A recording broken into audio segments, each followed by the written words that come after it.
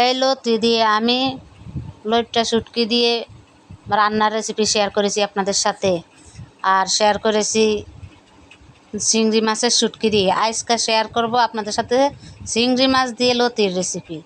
আমি একটা বল নিয়ে নিলাম, বলের মধ্যে পানি নিয়ে নিলাম, 1 গামলা পানি নিয়ে তারপরে আমি পানির মধ্যে 1 চামচ লবণ দিয়ে দিয়েছি। লবণ দিয়ে লতিগুলো ভিজিয়ে রেখেছি আধা ঘন্টার মতো।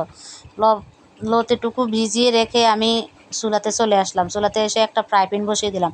ফ্রাই প্যানের মধ্যে আমি পরিমাণ মতো তেল দিয়েছি শুকনা মরিচ আর পেঁয়াজ কুচি দিয়ে এগুলাকে এখন ভালোভাবে একটু নাড়াচাড়া করে হালকা বাদামি কালার করে নিব।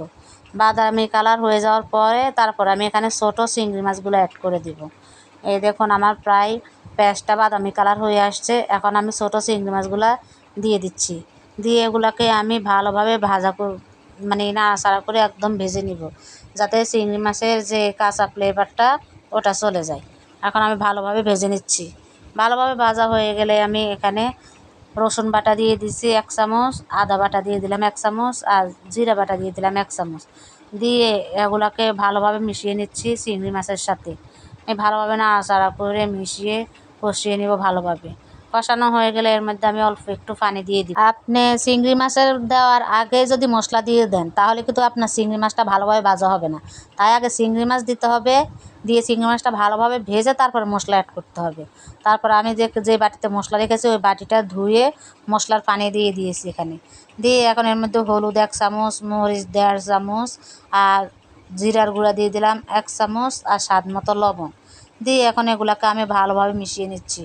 মিশিয়ে ভালোভাবে নাড়াচাড়া করে এখন একদম ভালো করে কষিয়ে নিতে হবে। ভালোভাবে কষানো হয়ে গেলে দেখবেন আপনার মশলার উপরে তেল চলে আসছে, তখনই আপনি বুঝবেন আবার আপনার মশলাটা কষানো হয়ে গেছে।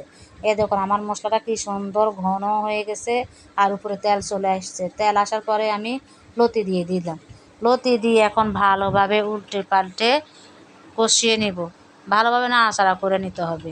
একটু পর পরে নাড়াচাড়া করে নিতে হবে, যেহেতু আমি এখানে কোনো পানি অ্যাড করব না। এই লতি কষাতে কষাতে ঢাকনা দিয়ে যেটুকু আপনার লতি থেকে পানি বের হবে ওইটুকু পানি দিয়েই আপনাকে এই লতিটুকু কষাতে হবে। আলাদাভাবে যদি আপনি এই লতিতে পানি দিতে যান সেহেতু আপনার গলা ধরার সম্ভাবনা থাকে, যেহেতু এটা চিকন লতি। মোটা লতি হলে আপনাকে একটু পানি দিতে হতো। এই চিকন লতিতে কোনো পানি দিতে হবে না। এই চিকন লতি কষাতে কষাতে আপনার সিদ্ধ হয়ে যাবে। আমি কিছুক্ষণ পর পর নাড়াচাড়া করে দিচ্ছি আর ঢাকনা দিয়ে দিচ্ছি। ঢাকনা দিয়ে আমি চুলার তাপটা খুবই আস্তে দিয়েছি, মানে বেশি হিট দিয়ে এই লতি রান্না করা যাবে না। আমি এর মধ্যে আবার 1 টুকরা লেবু চিপে দিলাম, যাতে গলা না ধরে। লেবুটা দিলে ফ্লেভারটাও ভালো আসে আর আপনার গলা ধরার সম্ভাবনা থাকে না। লেবুটা দিয়ে এখন আমি এই যে আলতো হাতে ভালোভাবে নাড়াচাড়া করে দিচ্ছি। আলতো হাতে নাড়তে হবে। যদি আপনি একটু জোরে সোরে নাড়াচাড়া করেন তাহলে হবে কি আপনার লতিটা একদম ঘাঁটি হয়ে যাবে। তাই আপনাকে আস্তে আস্তে নাড়াচাড়া করে দিতে হবে। দেখুন আমি কীভাবে নাড়াচাড়া করে নিচ্ছি, উল্টে পাল্টে নাড়াচাড়া করে দিচ্ছি আলতো হাতে, যাতে লতিগুলো যাতে ঘাঁটি না হয়ে যায়। আমি এভাবে সব লতিটুকুকে সুন্দর মতো ভাজা ভাজা করে রান্না করে নিয়েছি। দেখুন আমার লতি রান্না হয়ে গেছে। আপনাদের কাছে কেমন লাগতেছে দেখে আমাকে অবশ্যই কমেন্ট বক্সে জানাবেন। আজকের ভিডিও আমার এই পর্যন্তই।